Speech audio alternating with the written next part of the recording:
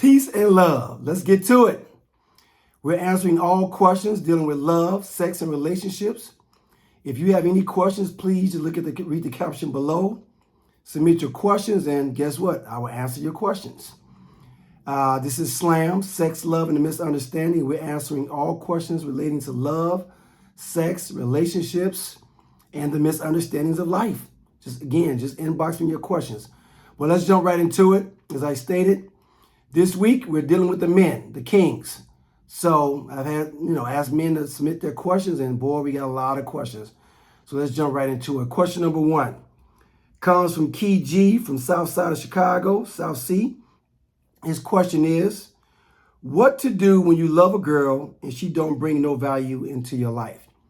What do you do when you love a girl or a woman and she doesn't bring value into your life? Well, you got to reassess your situation, Brother Key. You got to reassess. Remember, relationships is about quality of life. Quality of life meaning when that person comes into your life, does your quality of life get better? Is it stagnant or does it get worse? If it's gotten worse or stagnant, it may be time to move on. Or sit down and have a communication, sit down and have a conversation about, hey, this relationship isn't what I thought it would be. What do we need to do to make it better? It's like having a car that doesn't work. You don't just throw it away. Take it to the auto mechanic and see what we can do to fix it. If it's not fixable or you decide you want to trade it in or sell it, get rid of it. Don't just don't just leave it, sitting around and it's of no use to you and you're of no use to it. In that case, meaning, first and foremost, talk to your young lady and communicate what it is that you desire from her in this relationship. If she's unable to meet those standards, then you say, hey, we've had a nice go at it. It's time to move on. Thank you, Brother Key from the South Side of Chicago. Next question came from JB out of New York. And he says, how can I communicate my needs to you without me sounding demanding? How can I communicate my needs to you without me sounding demanding? It reminds me of my mom and dad growing up. My mom and dad sitting in the living room in our very small apartment. And my mom would scream out, hey, baby, come and get me some water out of the refrigerator.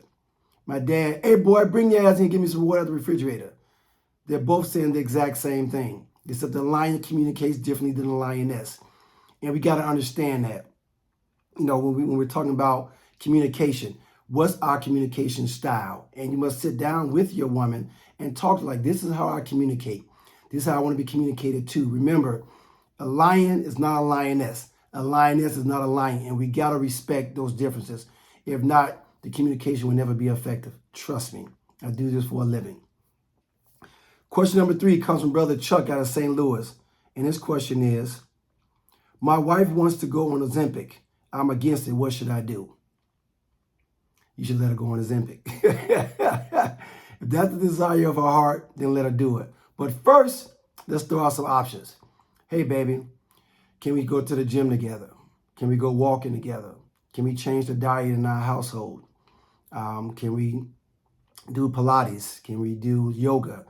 Can we play basketball? Whatever it is that says, let's be more active and let's see if we can do this thing in a natural way before we go to Ozempic. That way you're giving her options and you're showing her that you're solution focused and also you want to work with her. But just to walk in, it's like, hey, you're not doing that. I don't want you on Ozempic. Yeah, that's going to cause a problem. Then the why has to occur because she may look at you, well, I don't want you throwing your drawers in the middle of the bedroom floor, but you still do it. So remember, it's all about your approach. Men, when you're talking to your ladies, talking to your sisters, it's all about approach. Again, you want to be a lion, but you got to respect that she's a lioness. Thank you, Brother Chuck out of St. Louis for that question. Next question comes from Brother Cortez out of New Jersey. And Brother Cortez states, should you be able to have open dialogue about your sexual past? Should you be able to have open dialogue about your sexual past? Absolutely not. No, we don't need to be talking about our sexual past. Not at all. When I say not at all, not at all. Of what relevance is it? Remember, information is on a need-to-know basis. Why do I need to know how many people you slept with? And how good was he or she? And when did you guys do it last? And am I the best? No, stop all that. It's nonsense. If the day is December 5th of 2024, December 9th, 2024, December 10th, 2024, whatever the date is, just focus on today moving forward. I mean, if you met her a week ago moving forward, just work on those things that, from the time you met and get to know each other from that day moving forward. Why do I got to go back to December 2023?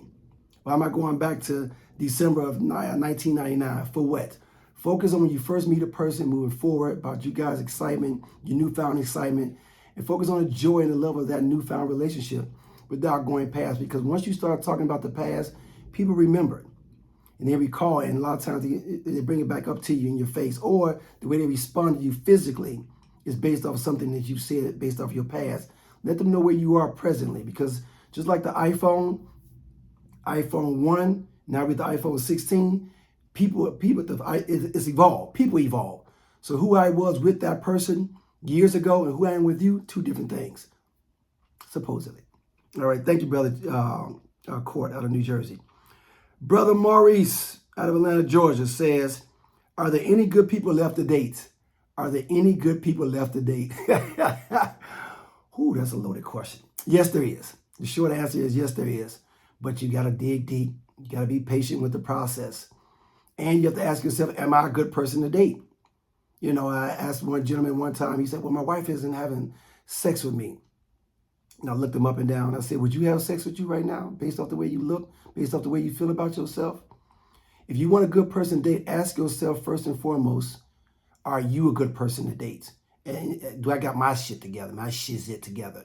If you got your shizit together, then fine. Now you can go out there and find a good person. Well, a good person will attract themselves to you. But when you live in a corrupt mindset and you are toxic, you're going to meet toxic people. But when you walk in that straight path and you feel in peace, now again, you're going to get some strays that come along that's going to test the waters.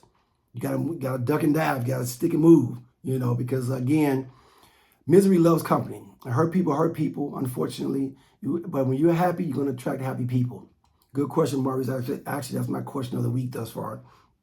Brother Rick out of Chicago says, how can I communicate effectively to my woman?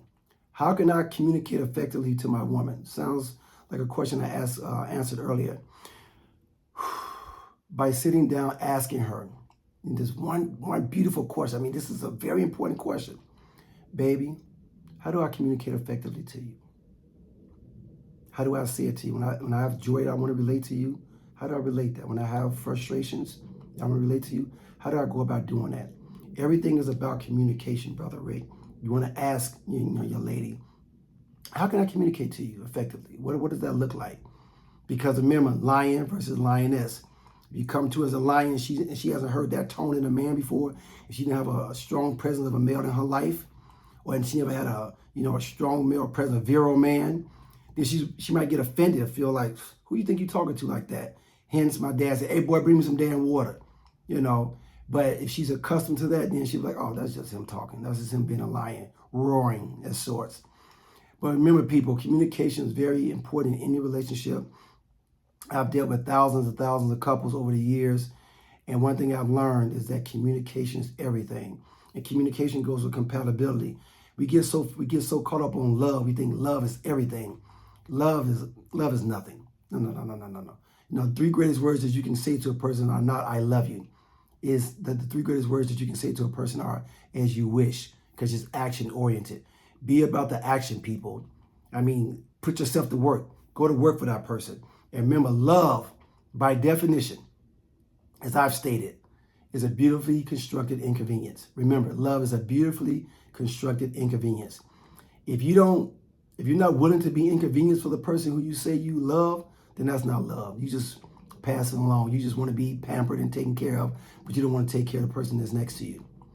Again, people, I'm Dr. Tiy-E Muhammad, One Love Counseling Services, and this is SLAM, Sex, Love, and Misunderstanding. This week is about my men, and their question next week is for the ladies. Ladies, if you have a question or questions, inbox me. Look at the caption below. Inbox me on IG or my email, Facebook, and get in touch with me, and I'll answer your questions starting next week. But brothers, this is your week. Let's continue this great path. And as always, people, remember, you cannot heal what you don't reveal. Peace and love. I'm out.